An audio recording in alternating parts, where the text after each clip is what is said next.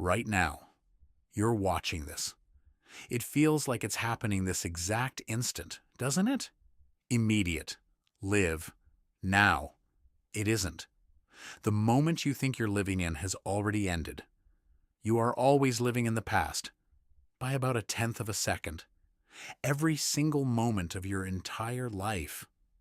And once you understand why, you'll never fully trust the word now again. You already know a little piece of this. Look up at the night sky. That starlight you're seeing? It's old. Some of it left its star thousands of years ago. A few of those stars aren't even there anymore. You're looking at ghosts.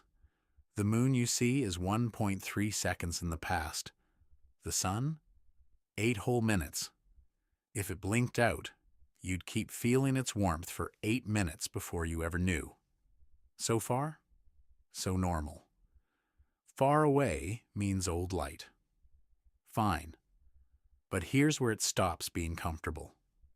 Distance isn't the problem, because even the things right in front of your face, you're seeing those in the past too. Look at something close, a cup, your hand.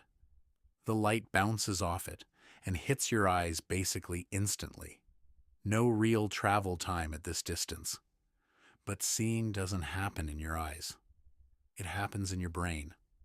And that signal, from your eye, down the nerves, into the part of your brain that builds the picture, takes time. Around 80 milliseconds. About a tenth of a second. So the cup you're seeing right now is the cup as it was a tenth of a second ago. The real present tense cup. You haven't caught up to it yet. You never do. Your eyes are basically a slightly delayed live broadcast. And it gets stranger, because your senses don't even agree with each other. Your senses run at different speeds. Light is fast. Sound is slow. Touch from your foot has to travel way farther up your body than touch from your face.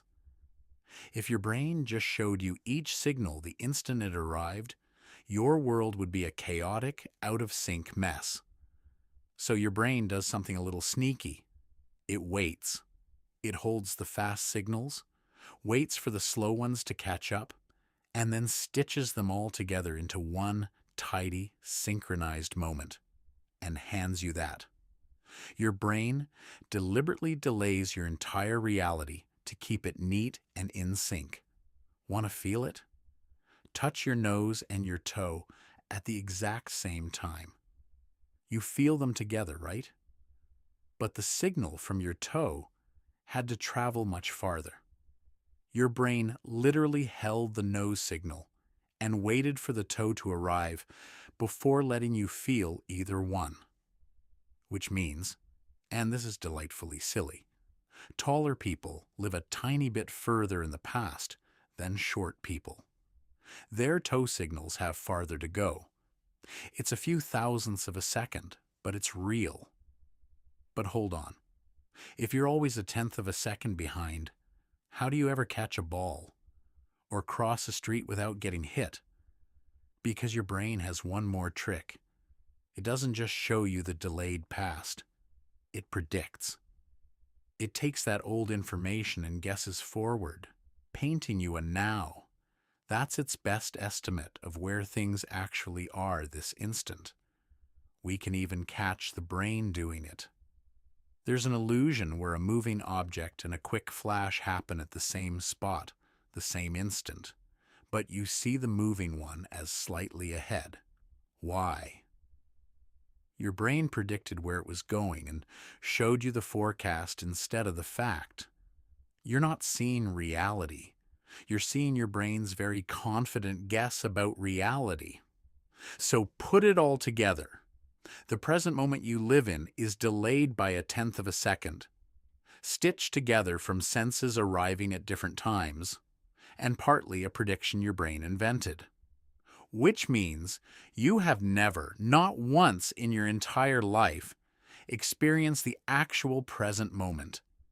By the time now reaches your awareness, it's already gone. It's already the past. Your consciousness is a story your brain narrates about a world that has already moved on without you.